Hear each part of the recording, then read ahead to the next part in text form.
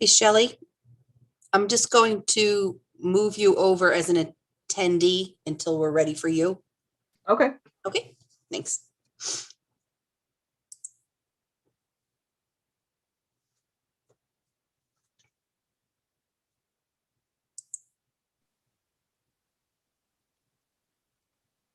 Hello, can you see me, and hear me? No?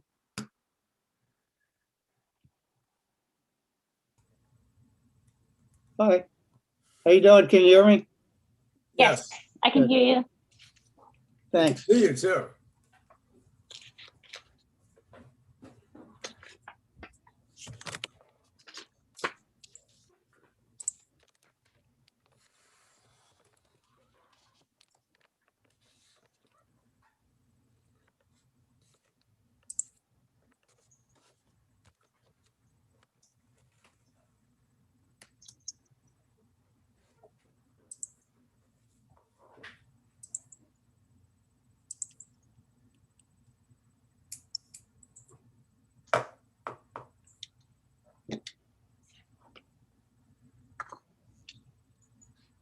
Hey, Maria, we have everybody except maybe Dave Newton, possibly.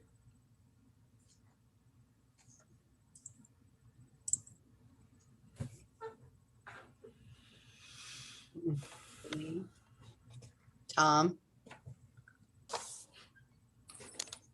Yeah, this is Tom's last meeting. yeah. John is here. If John's here, then John's here. Joe, Joe'll be right behind him, yeah. I just put 301 Boston Post and had the Heatherwood Bridge to attendee until we're ready for them. Yeah, good. Hey, Marlene, Hello, how you feeling? good, and you? Well, I didn't break my hand, so I'm feeling pretty good. I know.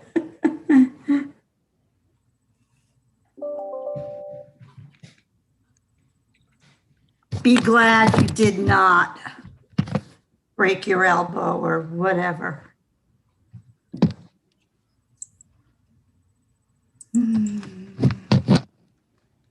We have here.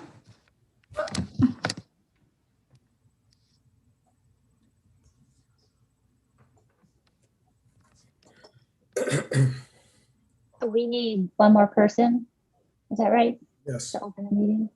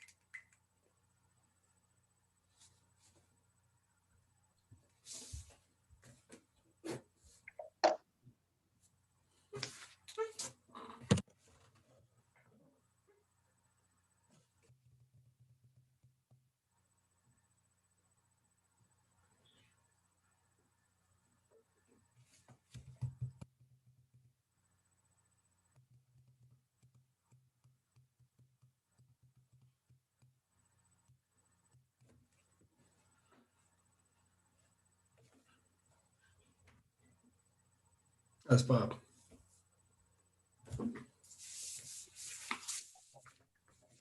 Okay.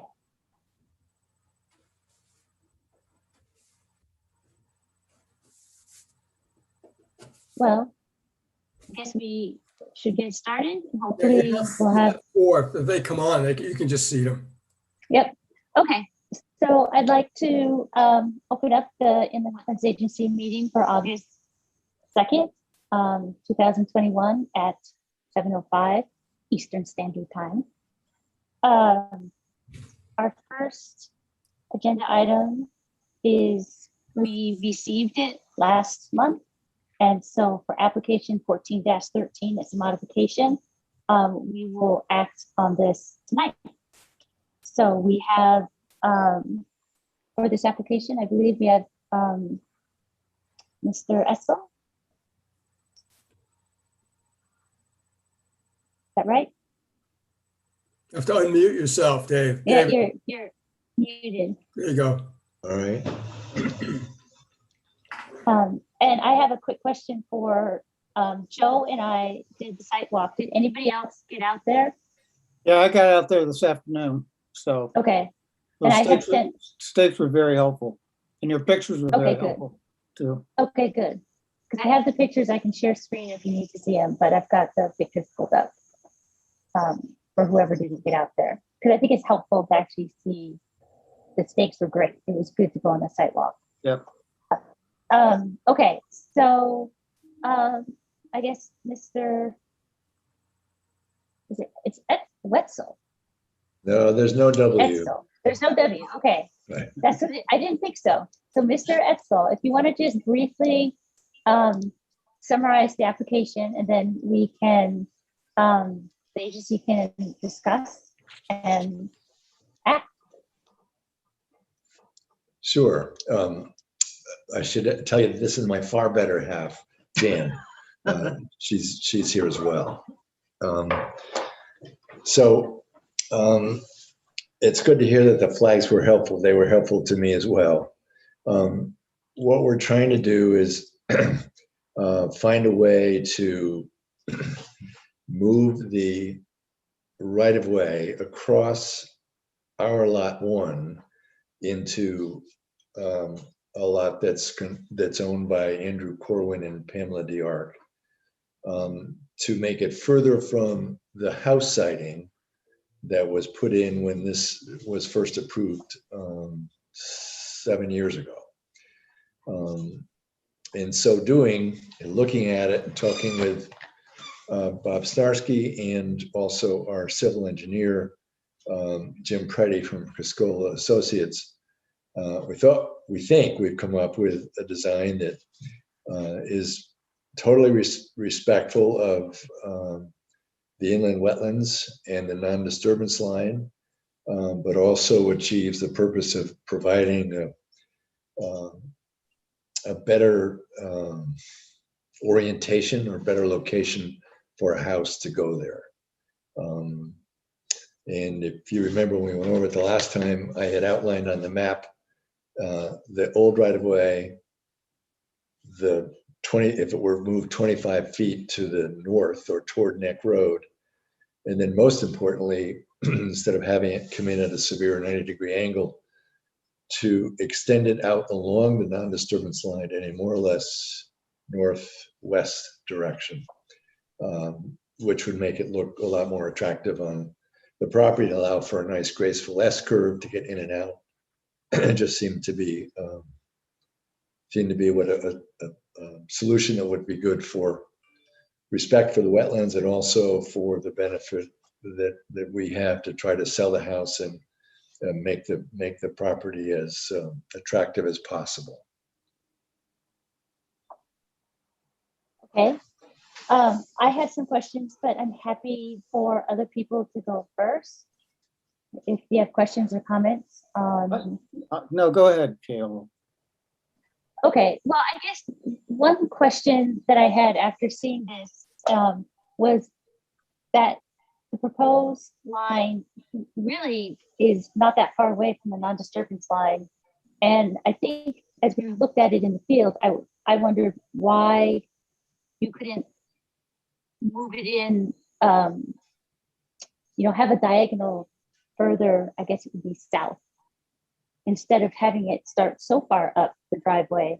And really, I think it's only 5 or 6 feet between the proposed right of way, which will be used, and the non-disturbance line.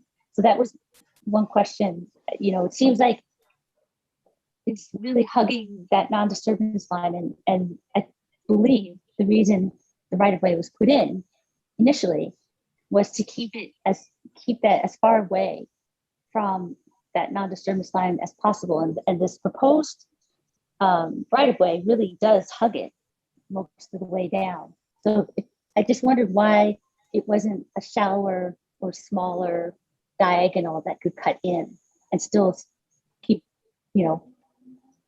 away from the proposed house lot. I don't know how to answer that. The intent was to make it look as if it were one piece of undisturbed shrubbery or grass, or however it's going to turn out. And from the house siding north toward Neck Road, it gives you plenty of time to put in a receding set of shrubs or trees. And again, we didn't ask that there be any forgiveness of the non-disturbance line. We were totally respectful of it. So it just, from our point of view, we think it makes the lot look more attractive, and we don't have any objection from our neighbors. That's what we thought would be the best solution. Okay. Bob or Lee or John, do you have comments, questions? Oh, No, John, no, I I think you're don't. muted.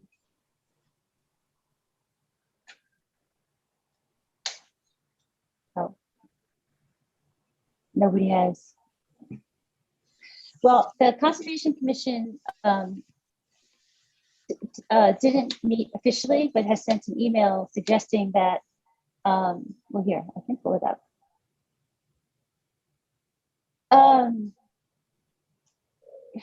The chair, Heather Crawford, said the change does move the driveway much closer to the no disturbance area, and this is a concern with protecting the kettle pond. The recommendation is that areas between, so their recommendation, if this were to be approved as submitted, would be that the areas between the new right-of-way and the no disturbance area be replanted with a no-mow or other native grass mix and made part of the non-disturbance area. And then she suggests mowing once a year if that's the case, and invasive removal could be permitted. And I think that echoes my concern that putting the right-of-way so close to the non-disturbance line makes it less of a non-disturbance line when you have a right-of-way right there. But that is what she suggested in an email. I'm sorry, your voice came through a little garbled. Can you tell me again, please, what she said? Okay, so I'll just summarize. Basically, what she said is there is a concern moving this right-of-way that much closer to the non-disturbance area. So the Conservation Commission is also concerned about that. Her suggestion is if your proposed right-of-way is approved, that area between the right-of-way, the edge of the right-of-way, and the beginning of the non-disturbance line, which looks to be between 4 to 6 feet, depending on the curve, that she suggests that be planted in native grasses or something. Sorry. and added into the non-disturbance area. Added into the non-disturbance area. So essentially, that would what her suggestion. I'm just telling you the Conservation Commission recommendation. Essentially, it would make the edge of the right of way part, that would be your non-disturbance area. You'd have a strip there that you could mow once a year or not mow, but that would be that you wouldn't that would be protected. Because if you're, I think the concern, and that's part of my concern, is when you put a right of way that close to a non-disturbance area, you would, it's really in the field, you can see how close it is, and it can be, you know, with different owners and you're selling it. It's an easy boundary to cross. I mean, you have to mark it. There should be some mark, you know, we haven't discussed that, but there probably should be some split rail or something very clear showing that's non-disturbance, because it can be easy for people who aren't perhaps familiar with the history of the property to just be like, well, why can't I, you know, mow, and just kind of encroach, not necessarily intentionally, but it would be easy, especially if you have a right of way that is so close to this non-disturbance area. So part of the reason that was situated originally where it is was to protect that wetland, which is, you know, a pretty important wetland. There aren't a lot of those kind of wetlands down by the water anymore. So that this is just information, and the commission members can think about it. But that was the Conservation Commission suggestion. Okay, I think I understand that. That shouldn't seem to be a problem. But, and I'm not saying that's what we will recommend. I just want to put that out there and have the other commission members think about it as well. Well, we probably should try to get the letter to Mr. Etzel too, so he can actually read it, right? So Yes. I don't know whether you can send it to him or put it up, or Well, here, I can share my screen. I'll pull it up. Oh, no. If I can share my screen, or someone else can. You needed the letter from, Heather. Heather? John. Yeah, Heather Crawford.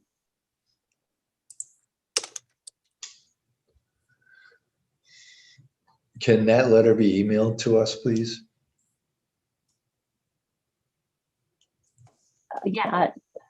Yes, I'm sure someone can email it to you. I don't have your email.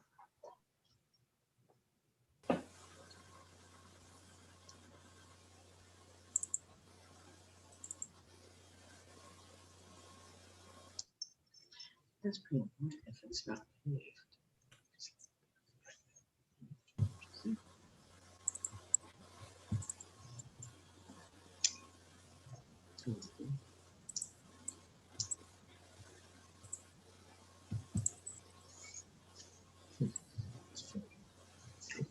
Let's see what we got.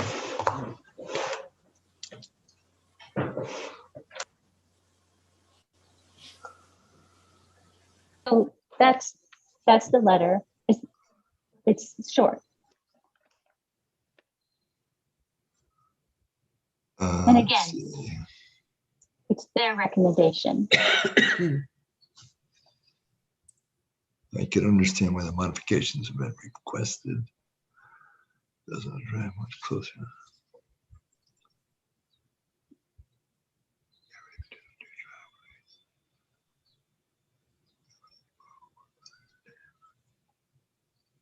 Can be made part of the disturbance. No. Yeah, that's okay. Oh, that's Yeah. that's a good suggestion. That's fine. We don't have a problem with that. Well, Thank you. and what do so Lee, John, Tom, Bob. let me make sure I'm on mute. I think that's a good suggestion. And, you know, as long as it's done, I don't think we need anything more extensive, you know, like a rail fence or something like that. I think as long as there's a strip there that is only mowed once and people can't encroach, I'm happy with it. Bob or Tom or John, any comments?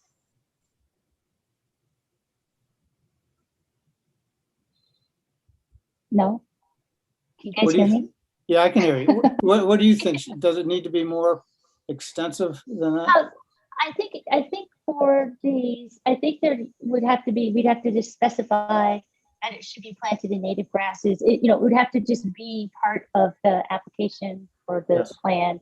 It has to be written into the application. But, yes, I actually thought that was a great suggestion. Because I was also concerned about how close, looking at that strip, it could be easily No, I agree with the approached concern. upon. Yeah, I think it's a Yeah. very valid concern. Yeah. So I think if, as long as it's in the application, it goes along with whatever house sale, it's very clear that that needs to be, if the right of way is shifted, that strip between the non-disturbance and the right of way becomes part of the non-disturbance and can be mowed once a year and planted with native grasses appropriate to that place, then I think that is a nice compromise.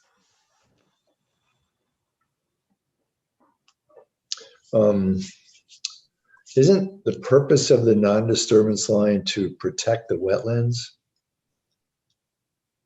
Yes, but I guess but it is.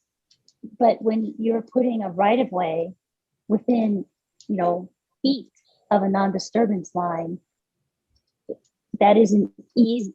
So the original plan would have had it straight and then across, and it would have kept it much farther away.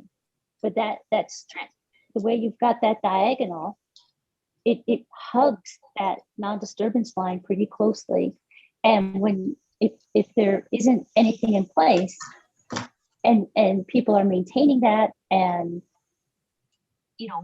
years from now someone else owns it, and it's easy to encroach and to go beyond that little strip and say, well, why can't we mow over here? It's part of it's an issue with these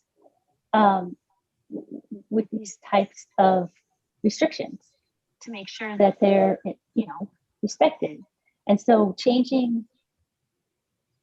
putting this proposed right of way that much closer is just feet away from a non-disturbance line that could then, either accidentally or intentionally be encroached upon. So this is a way to add a little bit of a buffer.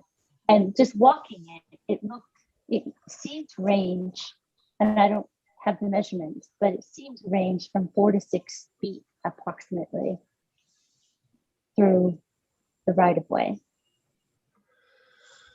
All right, so in effect, if I understand it properly, it's really like a pre-non-disturbance line. So we have wetlands. It would be, right, it would be a buffer. So you're already within 100 feet of the wetlands. So you're already in the regulated activity. No, I know that. Regardless. So this is, so anything that happens in there is regulated anyway. So the 50-foot is an extra protection for a special wetland. And this little strip would ensure that the 50-foot thing is respected if this proposed right-of-way is approved.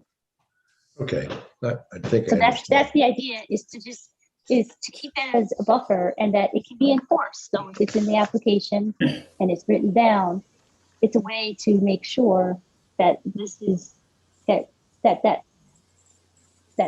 protection is in place for the wetland, given that everything, I think, probably for this property is within 100 feet or very close to.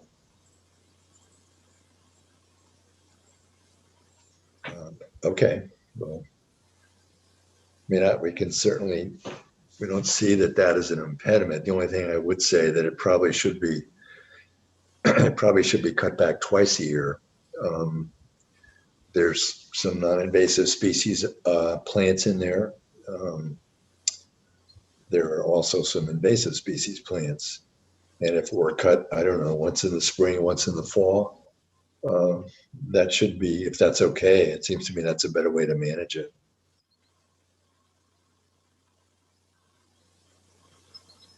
I'm okay with that. I'm certainly okay with that. Okay. So I think, and the idea would be, and we can stipulate this, is that any plantings would be native plantings in that region. So introduced ornamentals. There's lots of native species. No. And again, you're within the regulated area, so this is additional protection. Okay, well, yeah, so a spring and fall mow should be okay. Okay. And then the other part that's a little complicated for us is that our neighbors to the east, the owners of lot number 2, have still not been able to get back suggestions from their architect as to whether they prefer an entry under their property from the original right-of-way or from the new one. So that what we're asking is that we approve entries in both locations, knowing that we're going to restrict that to either one or the other. It doesn't affect the slant coming down, but when it turns back toward the east, it does. And with your permission, we'd like to respect their wishes until they make a decision. You know, could somebody show that to me? I'm having a hard time visualizing it. It should be on the map, Lee. You had some area that was shaded, some that was crosshatched. Do you have that in front of you? No, I can't I don't know how to pull up the map, so somebody's gonna have to pull it up on the screen, or I'll just do my best to imagine it, I guess. What you're saying is that, so the two options that we were shown, the original and the proposed, you're asking for those both to be approved, knowing that only one, well, but No, would not happen? No. yeah, not exactly. What I'm asking for is that the 25 feet entry into lot number 2 can be where it is now, the original, or also could be to the north toward Neck Road until until they're able to make a decision as to where they'd like it. So, yeah. So that's closer. So that's, I see. Okay. Yeah, so if you could, there's a line there. Yeah, I know. There's a triangle there that you can see. It has a dot on the bottom. It comes from, let's say, if you look east to west, there's a mark, there's a printing of the numbers 1377. And from there, if you can find that, see about in the middle of the bottom of the first right away. The wetlands, you mean? No, not the wetlands. Let's see how to explain this. If you come from relatively parallel to Neck Road, where the original right of way is, which is cross-hatched. Yep. You come down on the northern boundary of that right of way, and you see a distance marked 137.77, and there's a dot right there. Can you see that? See where it says 137.77? If you can't see that, it's hard to imagine. I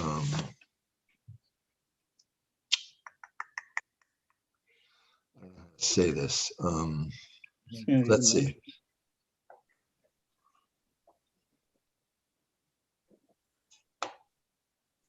Yeah, that's a good idea. If somebody has a pointer.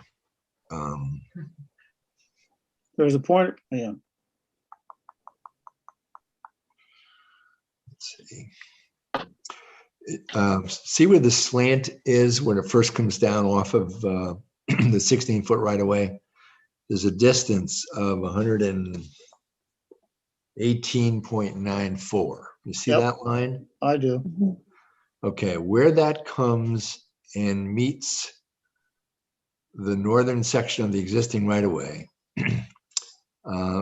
there's a dot there. And that line from that spot where it hits the existing right of way down to the top of the, I'm not saying this right. I guess another way to say it is if you come down the area that is close to the non-disturbance line and then found its way both to the southern existing right-of-way to the northern proposed right-of-way, there's 50 feet there. It's 25 for one and 25 for the other. So as that slant turns in an easterly direction, there's access to both either the top 25 or the bottom 25, or southern 25 or the northern 25. So the slant doesn't change. It's just where it enters the adjoining property. Does that help at all, Lee? Kind of, but how does it change the, I guess that would be the eastern slashed diagonal 149.96 length? You see that one? Hang on one second. This is an eastern boundary? No, the slant access, the new access, right? The new yes. access, Yes. that eastern side of it. So where would that hit? I'm still having a hard time understanding how the lower left, as it goes towards the lower left, where does it hit the existing right of way, originally approved right of way and the proposed east-west section? Okay, so the 149.96, Yeah, the bottom part of the slanted portion doesn't change. yeah. That stays where it is, and that becomes the boundary for the native grasses and lomo. And likewise, as it goes east, when it makes the angle, it goes east, so that stays the same. Yes, exactly. So if you go to the line that's parallel to the 149.96, that's 118.94. Yep. See that? That comes down until it hits, it comes down in a straight line until it hits the northern boundary of the original right of way. Yes. And then it slants down from there to the corner. That's it, right there. So that's the other boundary. So why, well, then I guess my question is, seeing this here, you're so close to the non-disturbance line. I mean, this is actually a great visual to see how much of that right of way is really close now, this proposed right of way. So you could move it farther away, right? It would be the northern boundary. If you use that triangle, I see that triangle. You wouldn't have. Would you really have? Is it 50 feet there? Or you would keep it the same? You're saying it's going to be either. So it looks like it could bump away from the non-disturbance line. Is that right? Or are you really asking to have a bigger right of way there? No, I'm Okay. asking for the option to choose either of the two entry points for the owners of lot number 2. And it would be either of the two, it would not be both. But Right. until we get the suggestion from their architect, we still must respect their ability to see what their preference is. Okay, but yes, yeah. Which is separate from our responsibilities. But I guess what I'm asking is, if it looks like that slant that makes the triangle in the crosshatched area. If you match it with the proposed right of way, it should be less, you should be bumped out more if you're keeping it the same width, I'm sorry, say Right? that again. I missed that. Say it again, please. Well, so go ahead. go ahead. No, go ahead, Lee. I think I know what you're saying, and maybe let me try it. That second alternative that slants into the existing right of way, right, where it hits the northern, eastern boundary, where it hits the eastern boundary. And then the other side of that access, I assume, would be on the north side of the hatched out area. Is that correct? Yeah, say that again, please. Okay, whoever's controlling the cursor, raise it up. Bring it down just a little bit, down to the right.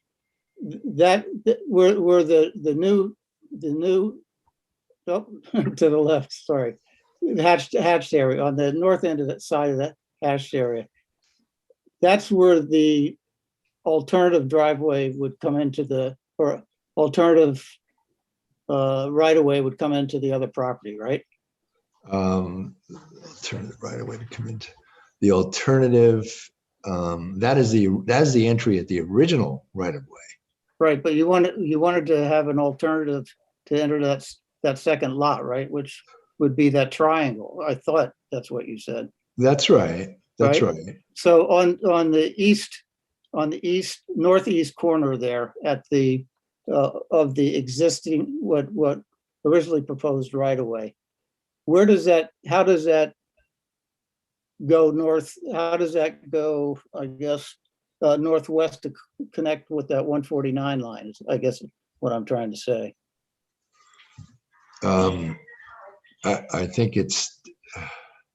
I think that's drawn. Isn't that the shaded portion, the 50 feet that goes and then turns to 149.96? Yeah, but that section that she's tracing now, is that going to be there in the proposed? Not all that would be a right of way in the proposed right of way that enters the other property to the south, right? I'm just, Yeah, I'm sorry, it's So confusing. the way this is drawn is you have the original and you have in the crosshatched and you have the proposed in the gray, right? And there are just with those, there are two possibilities there. But what you seem to be saying is that if we have this area so if you take that triangle line that's on the southern part, Yeah. what is the corresponding, it's like you've got one end here on the southern part. Currently, you just have a straight line on the other part that's not slanted to match that proposed. So what would be that, where is that line? Because if you're asking us to approve something that's not even on here, that's difficult. Because right now it looks like if we approved either option, then that's a much bigger right of way. That's exactly right. And it seems like if you have a matching slant, that would bump it away from the non-disturbance line to match the width on that lower part. So I think what we're saying is we need a clearer drawing that shows both. Yeah. Both alternatives that you would like us to approve. Because it's not clear on here at all that about this second, it's at least the matching right-of-way line is not, it doesn't seem, at least on this, to be clearly delineated. Okay, I think it is, but it's not, it is confusing. If you took what we just talked about, cursor right there, right on the left, right in that corner, and you follow the line up to where it meets the 1/8 right there. And that parallel, there'll be a line parallel to that that goes up along with it until it hits 149.96 line. So that 25 feet would be maintained the entire way. But it's not, I guess it doesn't seem to be shown on the northern part of that proposed right of way. That second slanted line isn't there. And if I'm understanding it right, that would be a preferred alternative. Wouldn't you say? That Gail? would be a preferred alternative Because it's because, further away it's- from the disturbance line. yes, it bumps it even farther away.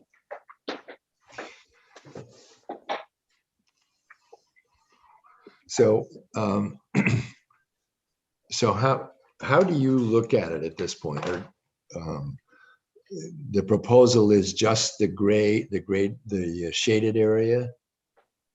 Is that what you think is the application? I think that is the application, right? That we're Yes. discussing? Yes. Yeah, it is. Well, then I think because of the confusion that application should stand on its own without any changes in the entry point. And I understand the confusion of it. I think it's better to go back to the beginning and just say that's the way it is, and then I'll work that out with the neighbors. Okay. Well, Okay. I mean, that's fine, but if I don't know if we're gonna want to keep.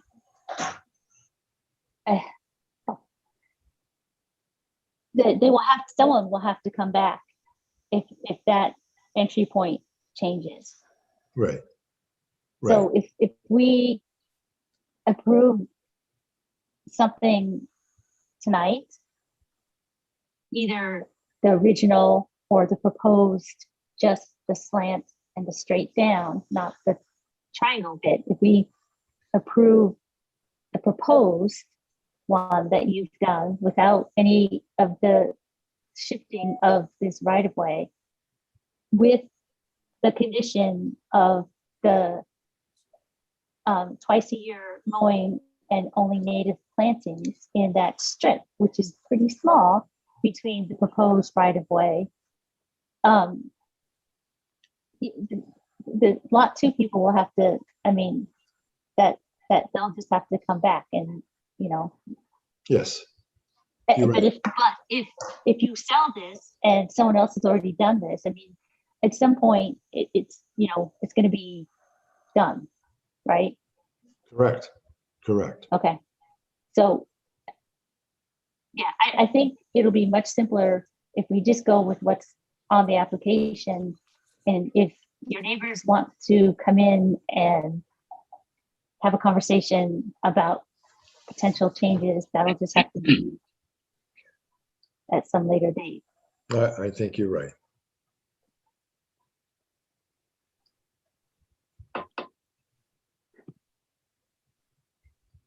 And that is really close. That slant. And I guess that's why I'd asked if it could have been shifted up your diagonal. I mean, you've taken it about as close as you can to that corner of the non-disturbance line. Are there any other questions or comments from the commission members?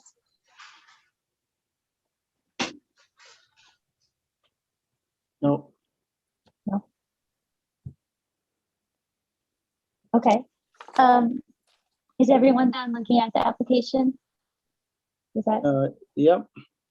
I'm ready to make a motion that we approve application 14-13, the modification of the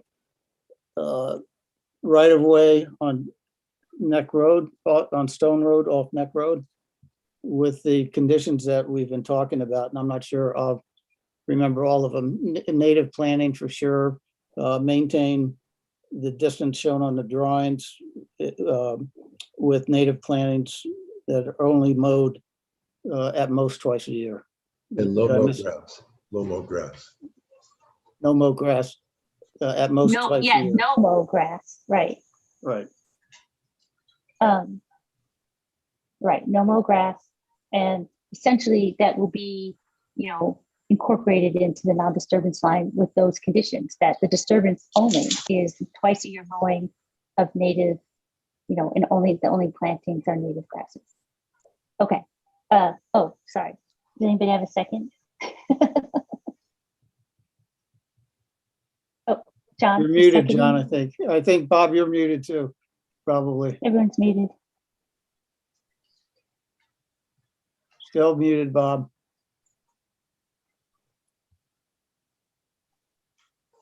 Can't hear you.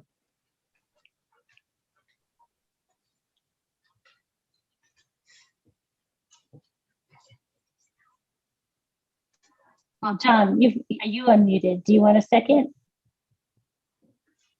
John Matthew? I'll second. Yes. Okay. Sorry, Bob. All right. So any other discussion of this application? All right. All in favor of approving application 14, where am I? 14-13. 14-13, with the conditions as discussed, say aye or raise your hand. Aye. And Bob is, Tom and Bob, can you see us? Yeah, I didn't understand everything. Okay. Because when you talked about it, looking at the map, I couldn't orient it. So I just got lost. That's a drawing. map. okay. I So think if do Bob you- Bob Zorn votes, we still have enough, right? okay. But You have to he's- raise your hand, Bob, because we can't hear you. The two Bobs Oh. and Dianes, you know, they have my Oh, name yes. labeled wrong. Yeah, so I see, Bob, I am not in charge of anything Yeah. of the, I mean, that's not true. I'm not in charge of any technology.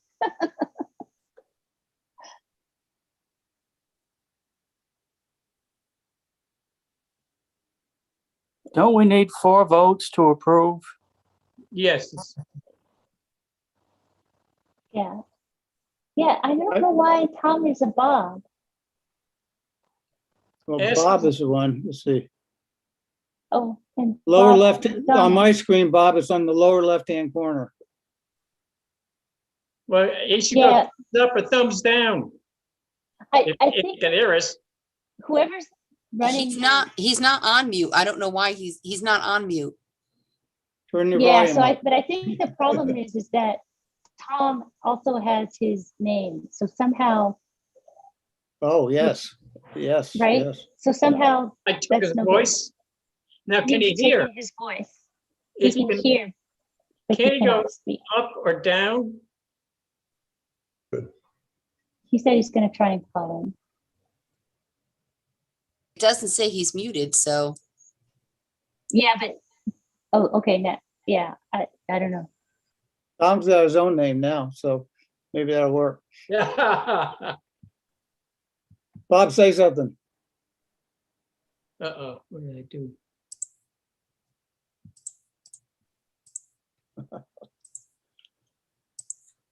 Yeah, yeah, well, at least I got half my name there.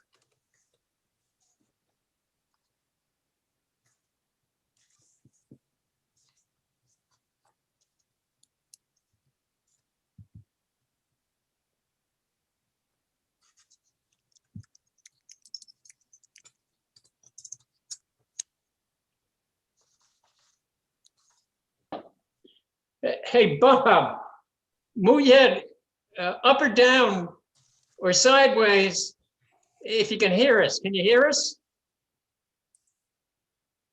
Hey, Maria, yeah. can you call Bob on a phone? Give his cell phone number. Let me see if I have it on the list. There should be. He is unmuted on my, I don't know what else to do for him. He's not responding, so see if you can give him a call.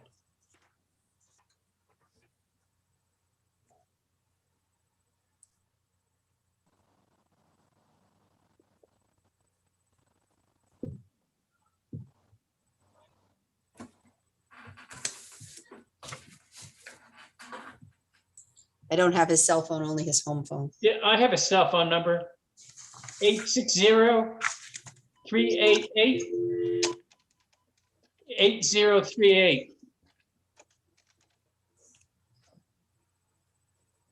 Okay, let's try that.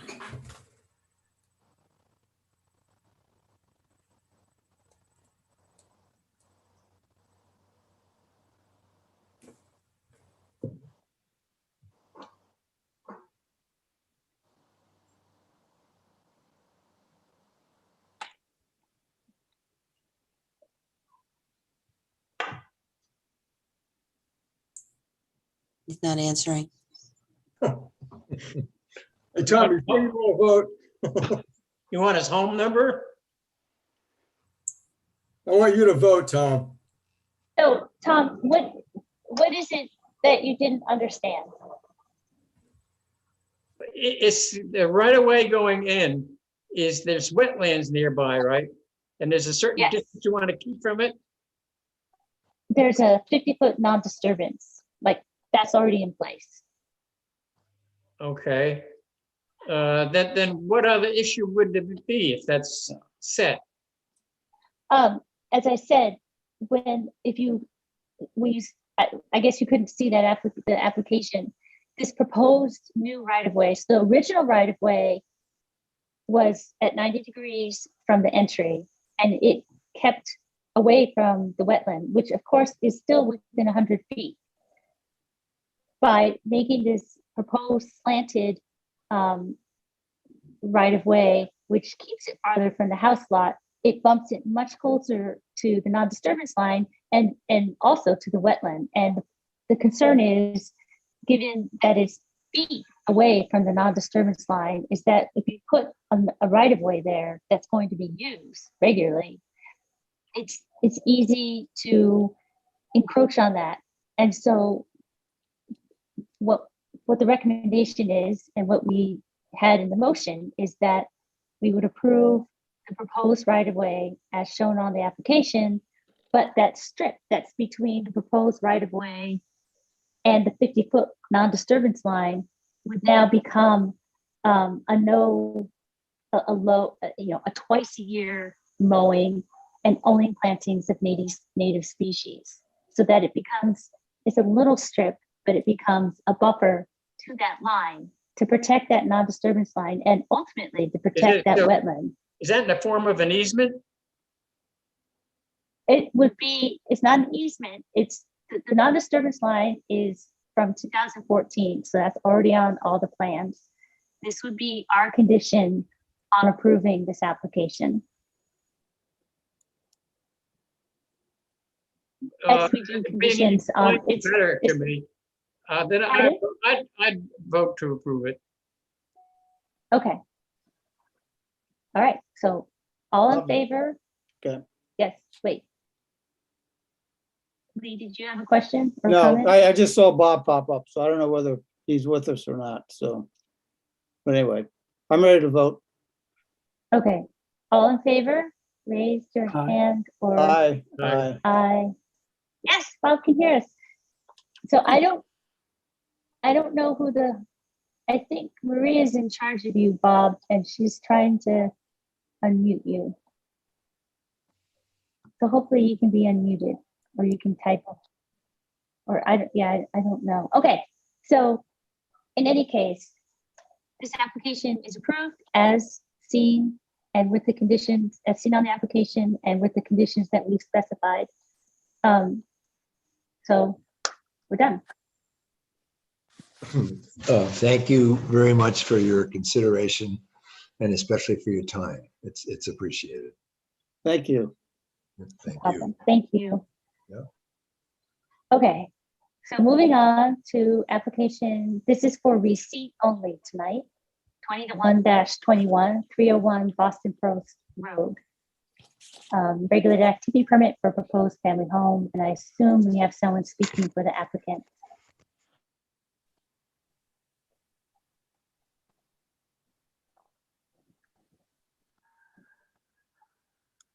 No, Uh, no, my phone went dead.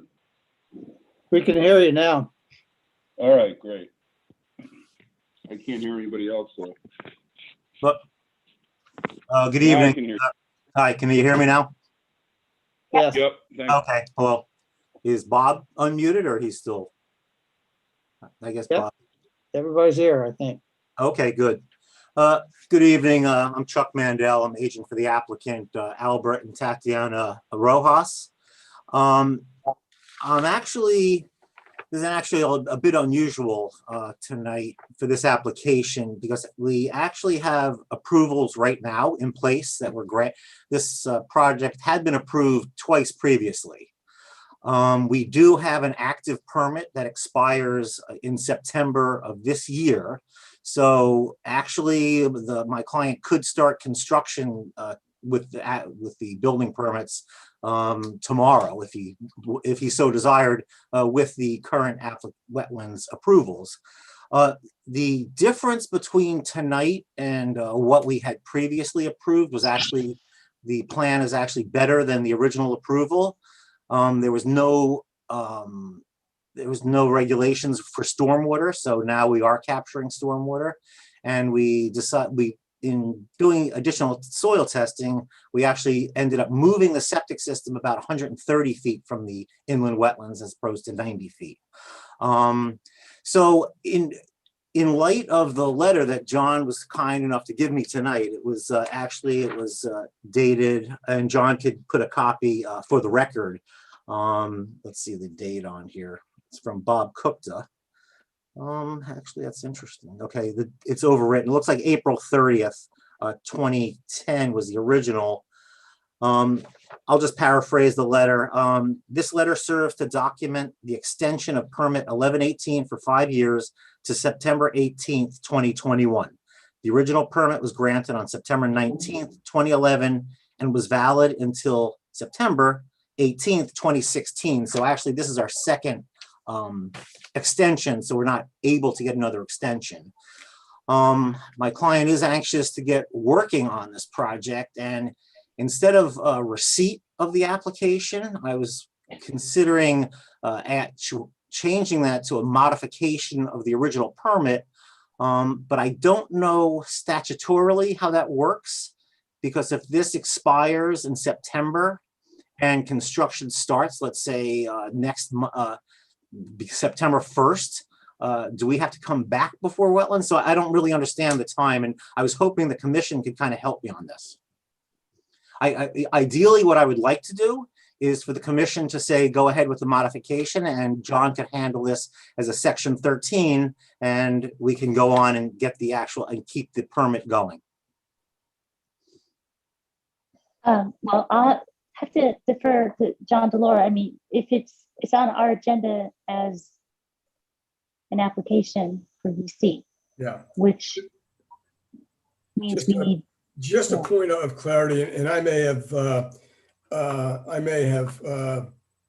confused Mr. Mandel this afternoon when we were whipping this letter back and forth from Bob Kupta.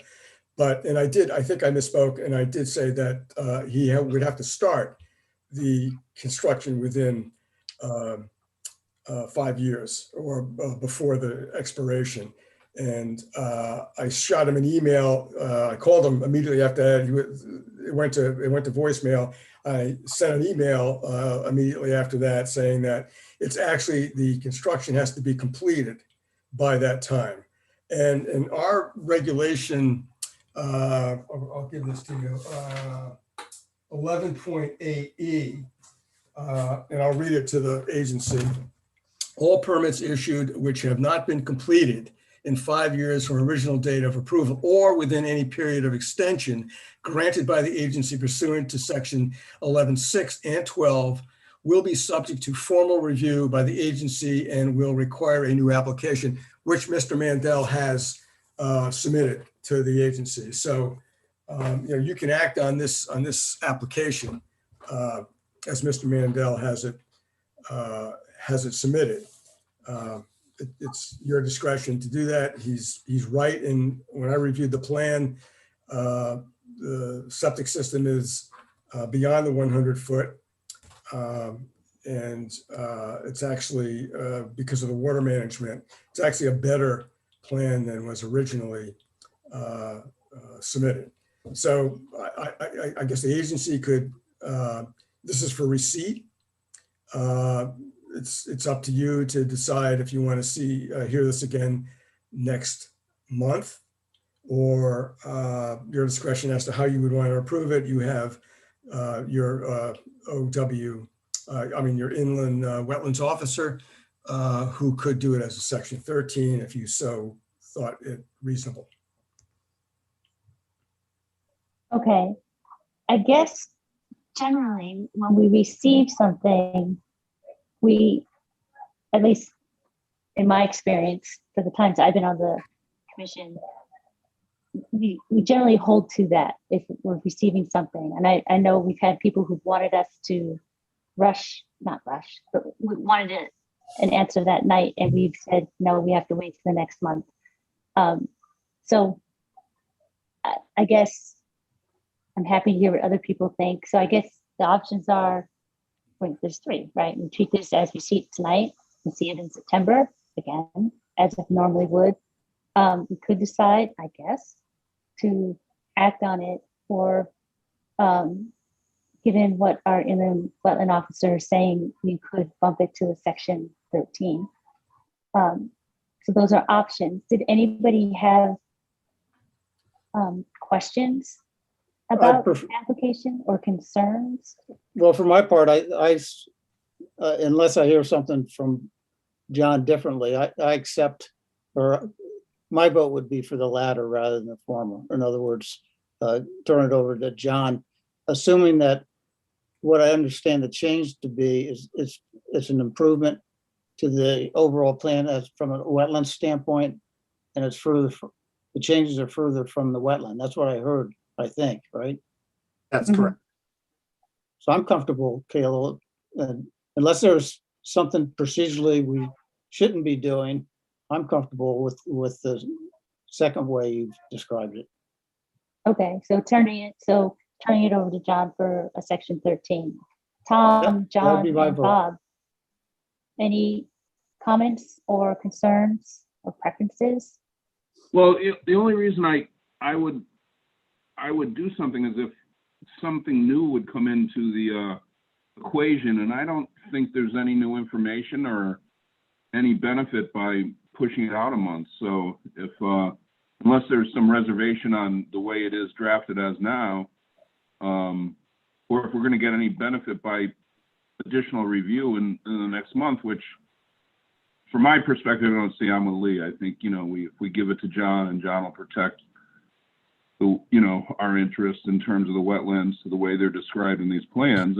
If there's something that I'm not seeing, I'm all ears, but I don't see any benefit by pushing it out another month. All right, Tom or John? Do you guys have any problems pushing it to a section 13? No problem. No, no problem. Okay. All right. Is this something we need to vote on, John? Yes. Okay. So, anyone want to make a motion? Bob can use his voice. I'll make a motion that we move this.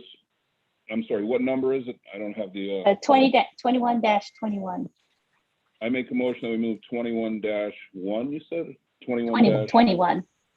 21, okay, 21-21. To allow John, our inland wetlands officer, to review the plans and approve it as a section 13. All right, is there a second? I'll second it. All right, 3 seconds. Any more discussion? All right, all in favor, raise your hand, say aye. Aye. Aye. Okay. All right. Okay. Thank you very much. Thank you, John, for your help. You're welcome. You too, Maria. All right. So also for receipt tonight, application 21-22, 335447 Heatherwood Drive, and this is Town of Madison.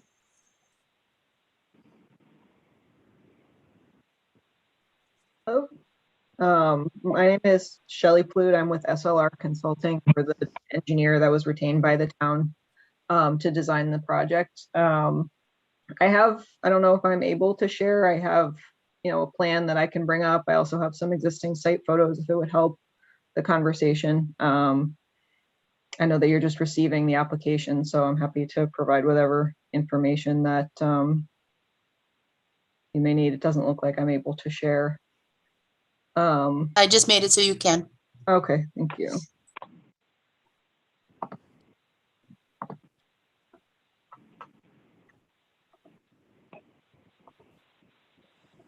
All right.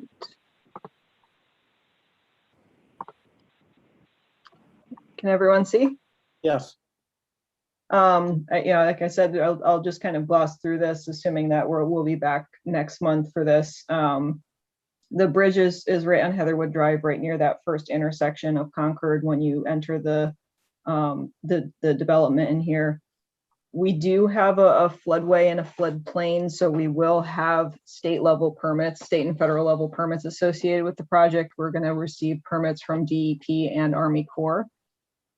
Just so everyone's familiar with what it looks like. The existing bridge is in pretty rough shape. It's also an impediment to fish passage. There's no way for fish and other aquatic organisms to make it upstream because these pipes are perched quite a bit above the bottom of the channel. There's quite a bit of large rock that's in the channel on the downstream side, presumably to protect against scour that had developed.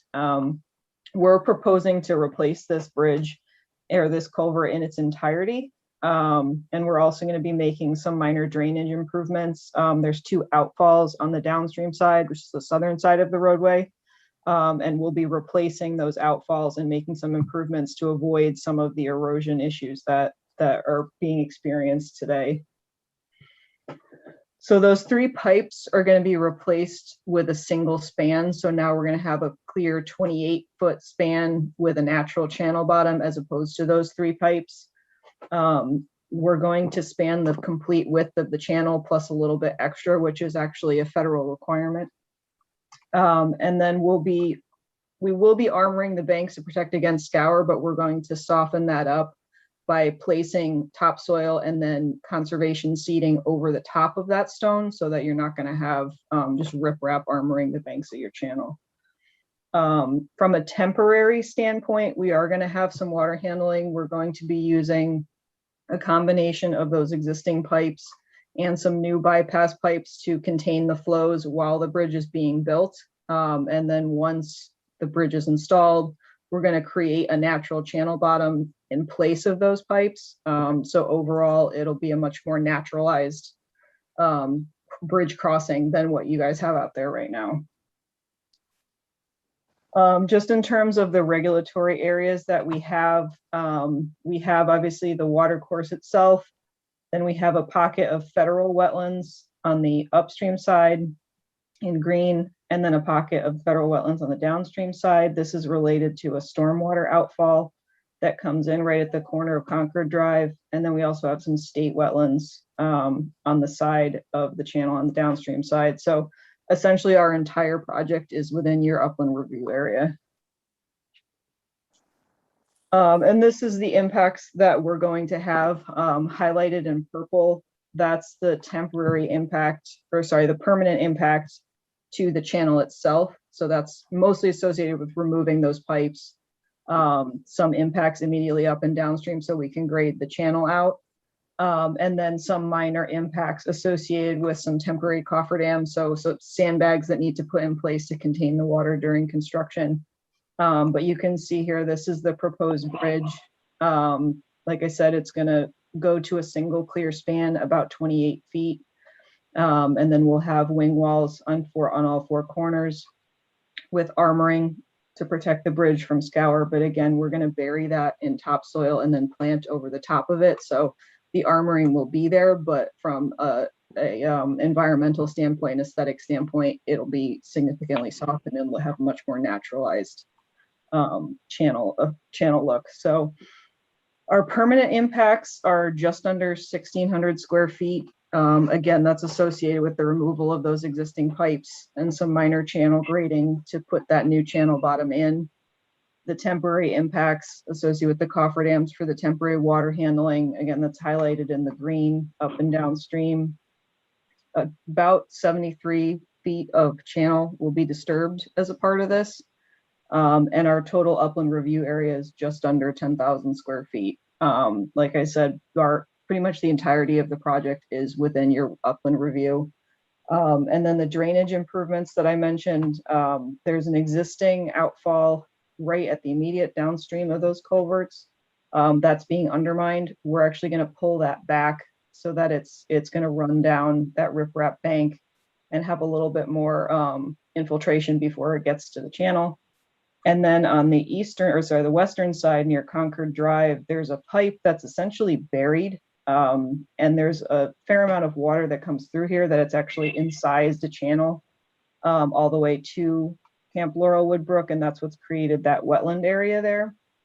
We're not going to impact that wetland directly, but we are going to replace that outfall and do a small riprap scour hole that's going to dissipate some of that energy that's coming out of that stormwater system so that you're not going to have all that erosion as it heads into the water course. So that generally sums up what we're proposing to do.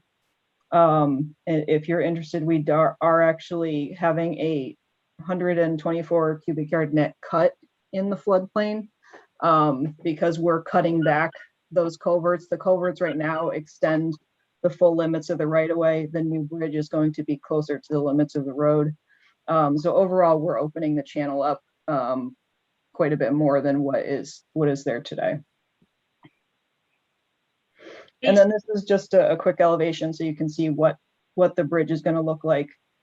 You'll see we have that natural channel bottom in lieu of those pipes. So we'll grade that out so that it's a nice smooth elevation. And this will actually perform better during the flood event. So during the 100-year flood, it will actually go under the bridge instead of hitting that embankment and overtopping the road a few feet down on the eastern side. So overall, this should have much better performance than what's out there today. Is this going over Summerhill Road or the road going into the camp? This is Heatherwood Drive, so we're off Summerhill Road. Oh, okay. Well, I'm familiar with the area. I think we're south of where the camp is, just south of where the camp is where Heatherwood Drive meets in. And then during temporary conditions, like I said, we're going to be partially using those existing pipes, but we will put some temporary pipes in to convey the channel while those footings for the bridge are being installed. That will all come out once the bridge is in and that channel's been regraded. And like I mentioned, we've had state and federal coordination for this project. It's been coordinated with State Historic Preservation Office. We don't have any negative impacts. We've done DEP fisheries coordination. They've requested a couple of things. They want us to reuse some of that rock that's in the channel, place some of those boulders in, do a couple of features in there that's going to help improve fish habitat. And we'll have in-stream, we'll have time of year restrictions, so we will not be allowed to do unconfined work in the channel between June 1st and September 30th. And then we'll be receiving a DOT FMC MOU as it relates to the floodplain issues, and then an Army Corps self-verification form, which is basically their basic level permit. We send in a letter notifying them of the project details, and we'll be able to resume work. So that's just sort of a basic summary of what we're doing.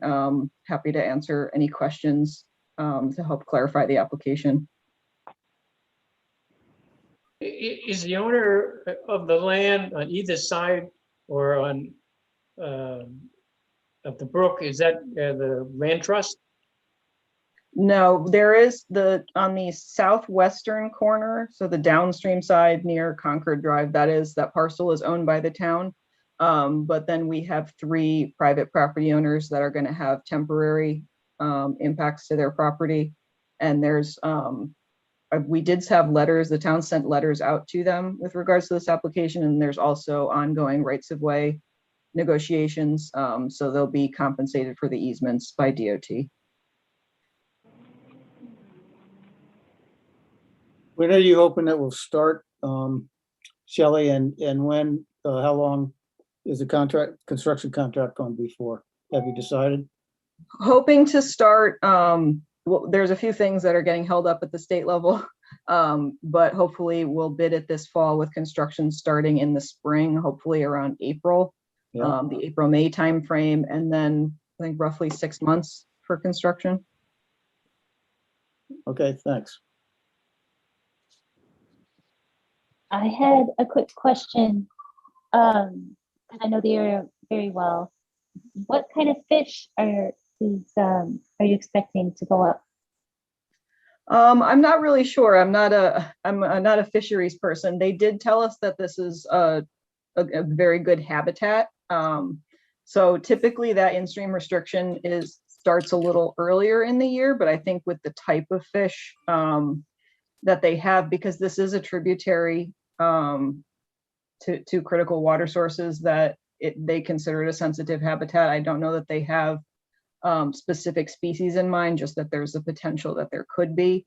So they want us to treat the water course, assuming that there are fish. Obviously, under today's conditions, they cannot make it past the bridge. But the hope is that once this bridge is removed and the new structure is installed, that they'll be able to make it further up Camp Laurelwood.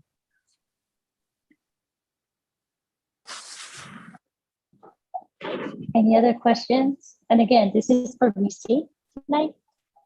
So do we have any other questions for the applicant? Don't. No?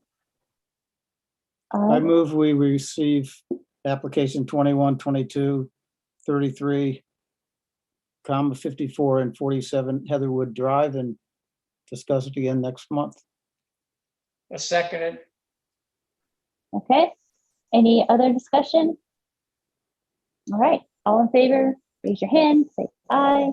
Aye. Aye. Aye or no. Okay, great. Then we will see you next month.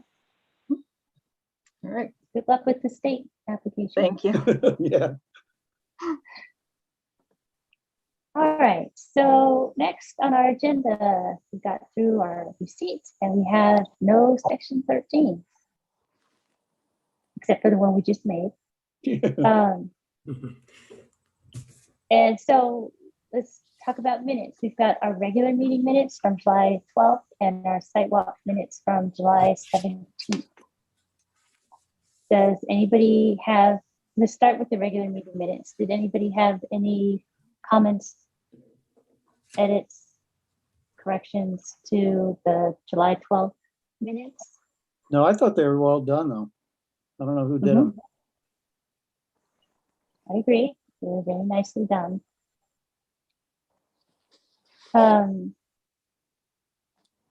Okay, well, let's vote on those first because then we'll do the sidewalk.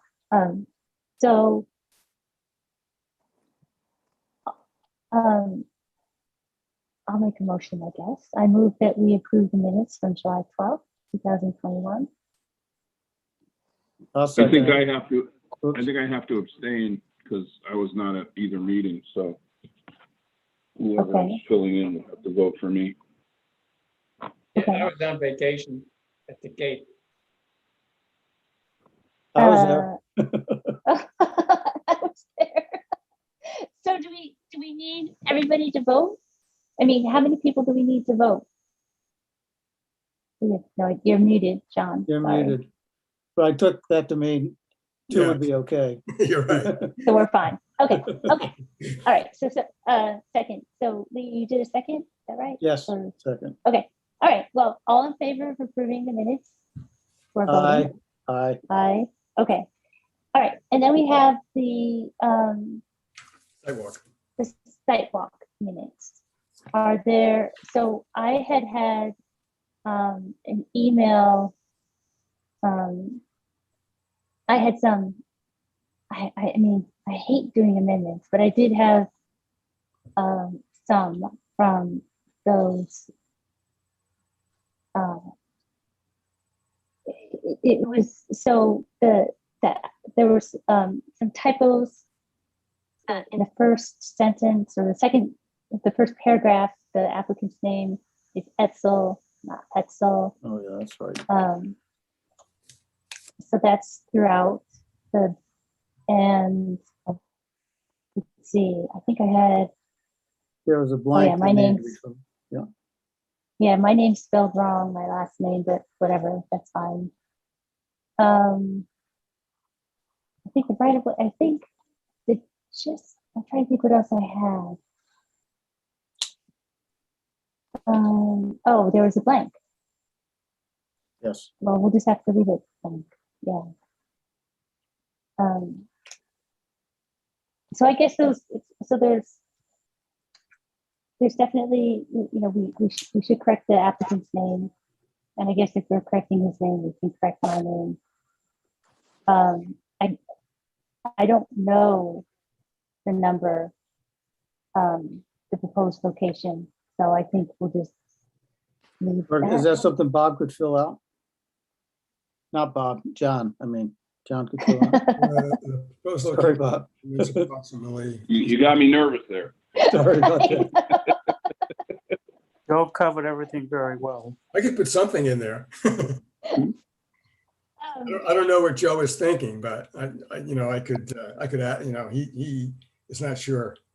So Yeah. I think just by reading that sentence, I can probably, if I have the map in front of me, I think I can figure that out. Okay. So I'll do Okay. that. And I think the Okay. only one, I think it's not my bedroll, but Mr. in that last paragraph. Yeah, Mr. Boudreau. Oh, yes, right, yes, okay. So you're going to approve it All with right. those edits. Yes, all right, so all in favor of approving the July 17th sidewalk minutes, with those edits, feel comfortable approving? Okay, John? all right. So we are now down to remarks. I guess I have a question. So I know the question came up about us deciding in-person versus Zoom meetings. I'm wondering, given the current Delta COVID issue, if the town is going to be deciding not to resume in person, and if that becomes a moot question for us.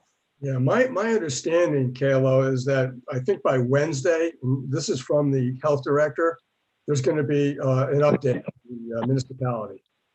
So I'm not sure Okay. what that is, but I don't, whether it's mandated mask wearing or public mask wearing, or how they're going to conduct the meetings. They may continue Zoom for another month, into September, maybe even to October. I don't know. I don't have that direction, but I know that there's going to be some guidance on Wednesday, which we can certainly notify the agency as to what that is at that point. But right now, we're basically just going to stick with Zoom. Okay, I think that's good. I know there's definitely a preference for some people for Zoom. And I think that's fine. I think actually for applicants, I imagine it's actually easier to attend meetings via Zoom, I'm guessing. It's than hiking down and sitting through our meetings till they get their turn. They can just have us muted and whatever until it's their turn. Yeah, I think that's true, though. I think as demonstrated by today with the Zoom, I don't know if there's a way to figure out the technology part of it. So it's Right. easier for the applicant to, move his or her own cursor around rather than us moving it for them and that kind of stuff. That's the only point I would make. I agree. I think, even a year after Zoom, we've been online for a long time now. There's certainly improvements. I think what's challenging is when we have, the civil engineers and everybody, they are very comfortable with that. And I think sometimes what we're seeing is when we have, the homeowner applicant who might not be on Zoom all the time, No, you're right. sharing their screen and doing that. You're right. But yeah, if we can share their application and get better at doing pointers. Yeah. I agree. That there's always room for improvement on things. Yes. Yeah. And I'm not one to talk when it comes to technology stuff. So. Okay. So I guess then we'll just continue with Zoom for the foreseeable future. And we can come back and discuss at some point. All right. I think if I could just add, the positivity rates are starting to, I mean, I follow the map, you know how the Connecticut has a color coded map, and it really has changed dramatically in the last couple of weeks from being almost all gray, which is the lowest positivity rates they you know, in that subgroup, to being very colored lately. I don't know if it's changed more back to more of a gray. There's a lot of red and a lot of orange. So I think the cases are definitely increasing. So I think we're probably going to be on Zoom for a lot longer than we think. Yeah, I think that's the case because New Haven County, Yale, all of, you know, CDC and Yale, New Haven County is, yes, the positivity rate's up and they're clamping down again. So I think we're just going to see each other in boxes unless we can get a site walk in. So hopefully we can have a site walk at some point. Yeah. All right, John, did you have any comments as the Yeah, I've got, wetland officer? I have 3 comments. Okay. Two of the comments have to do with the violation notices that I've sent out that I think are fairly egregious. You know, one is at 17 Strawberry.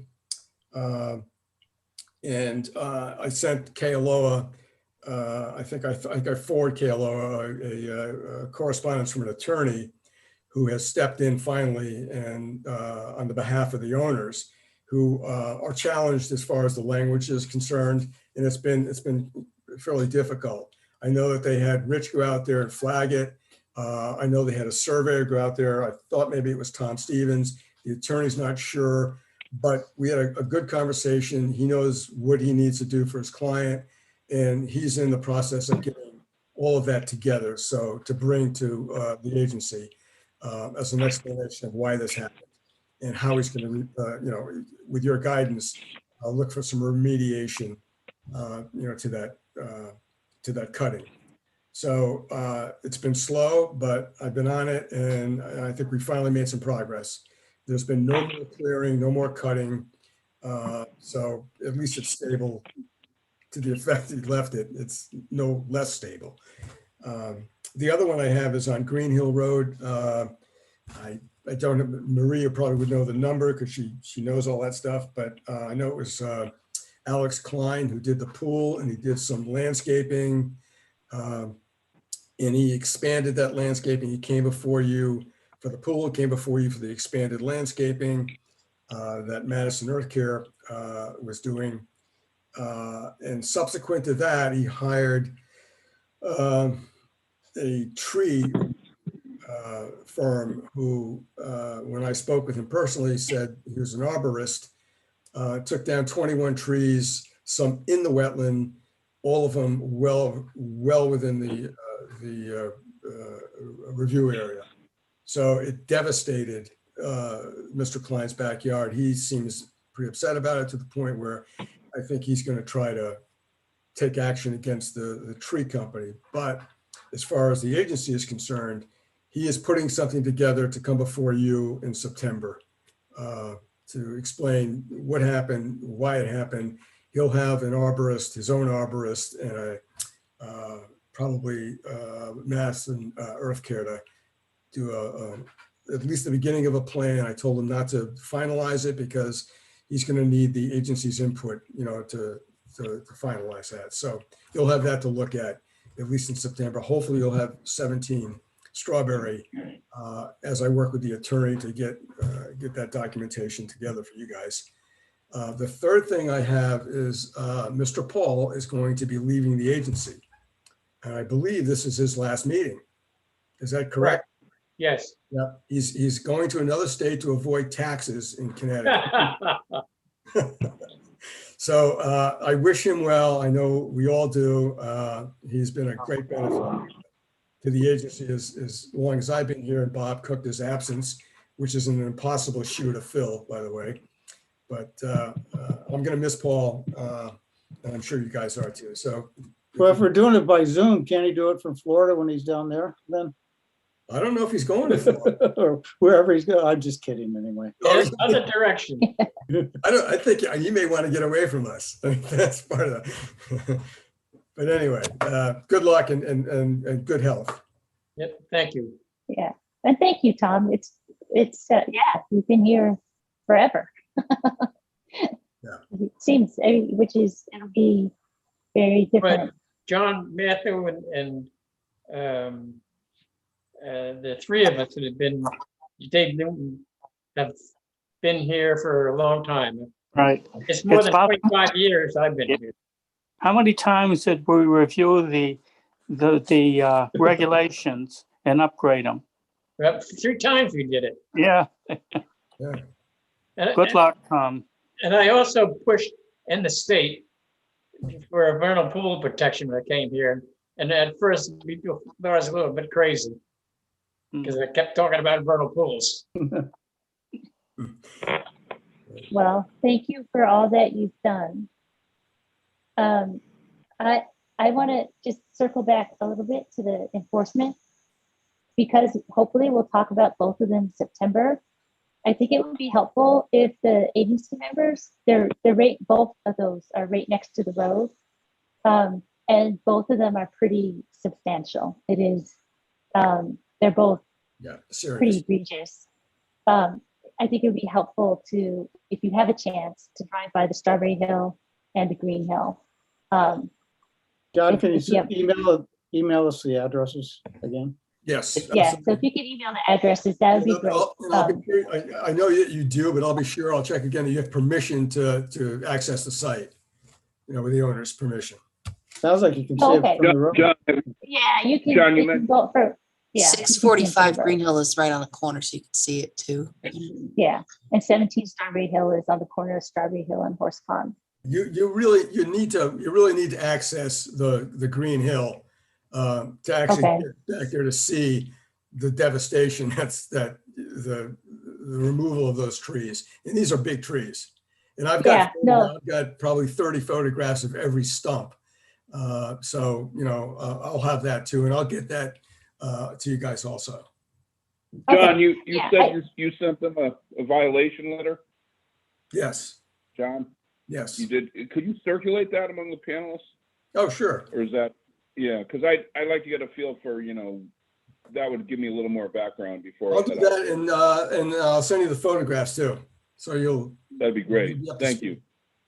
you. Yeah, The land trust had the town had a problem just down the street from me in Summer Hill Road, just going back about 10 years, but a large area was cut in the wetlands with, trees 8, 9 inches in diameter, but and that took a long time to fix.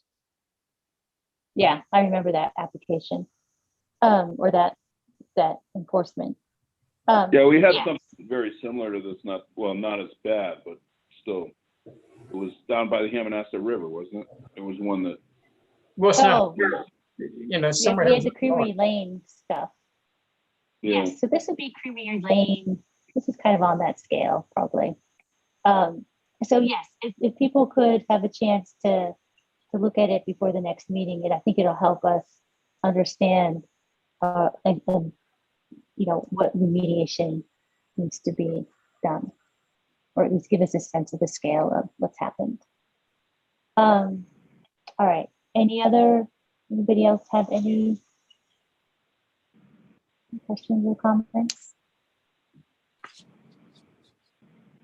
No. All right. Does anybody want to make a motion? The final motion? I'll make the motion that we adjourn. Okay. Second. Everyone seconds. All right, all in favor? Aye. Aye. Aye. All right. Well, enjoy the rest of your evening. Thanks, everyone. Appreciate it. Yeah, good luck, Tom. Thank you. Good luck, Thank you, Tom. John. Good luck, Tom. Good luck. Take care, Tom. Good luck with everything. I'm imagining you're going to New Hampshire. Is that where you're Yeah, headed? I'm going to Vermont to Stowe to live with my daughter. Oh, you're definitely not going to avoid taxes there then, my friend. One of the highest tax states in the country. Good Yeah. luck. Yeah, well, it's very nice where my daughter lives. Yeah, no, it's a beautiful area. Well, I was up there a month have ago fun. myself. Yeah, take care. Thank you.